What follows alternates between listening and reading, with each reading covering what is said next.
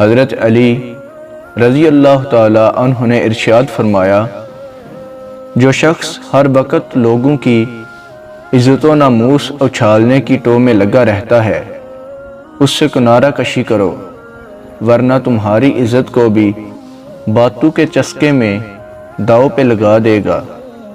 قربان جاؤں اس خدا پر جو انسان کو دکھ دیتا ہے لیکن اس کی برداشت کے مطابق، اور خوشی دیتا ہے اس کی اوقات سے بڑھ کر۔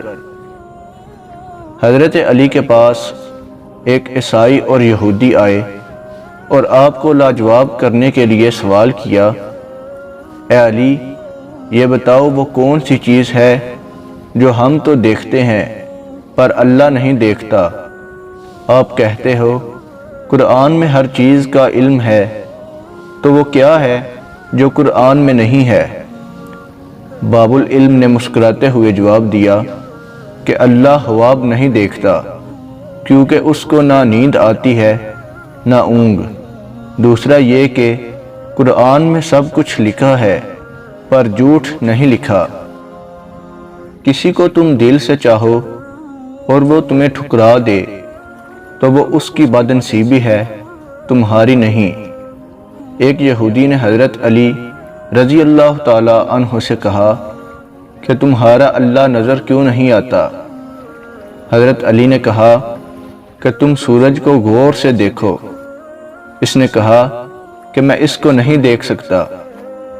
حضرت علی نے فرمایا کہ تم سورج کو دیکھ نہیں سکتے تو سورج بنانے والے کو کیسے دیکھ سکو گے؟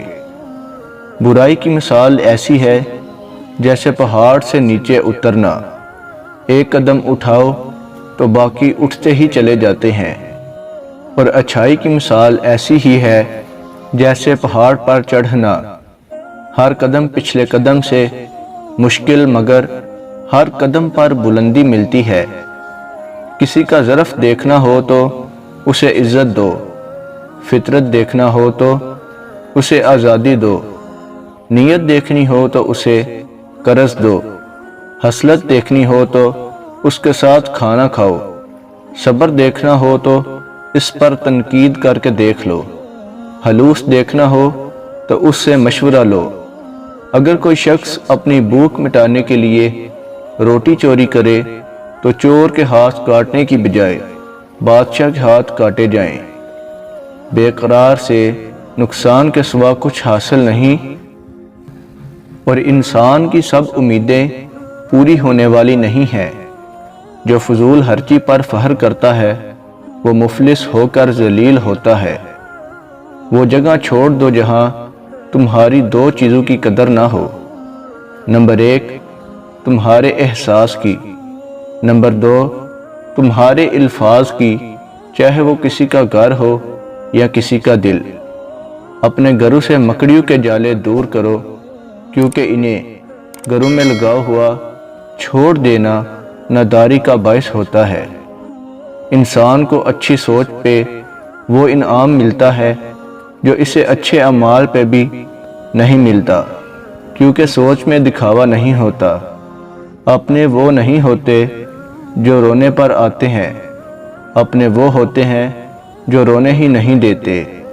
برائی کرنے والا کسی کے ساتھ نیک گمان نہیں رہ سکتا، کیونکہ وہ ہر ایک کو اپنے جیسا خیال کرتا ہے۔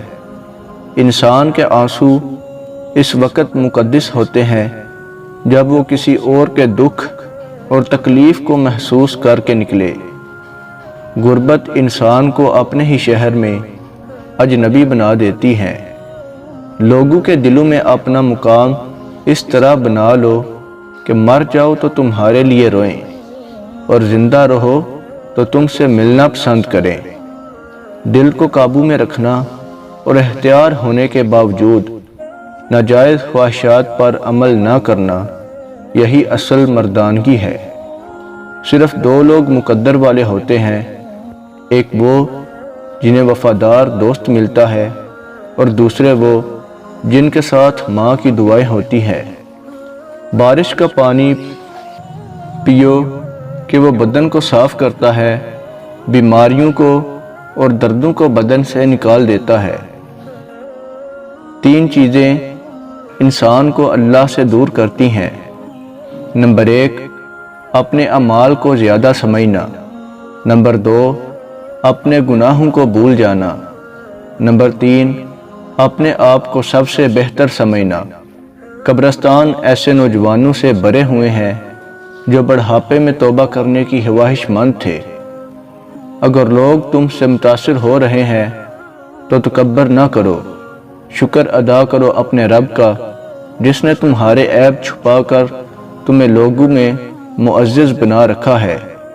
خالق سے مانگنا سنت ہے، اگر دے دے تو رحمت، نہ دے تو حکمت۔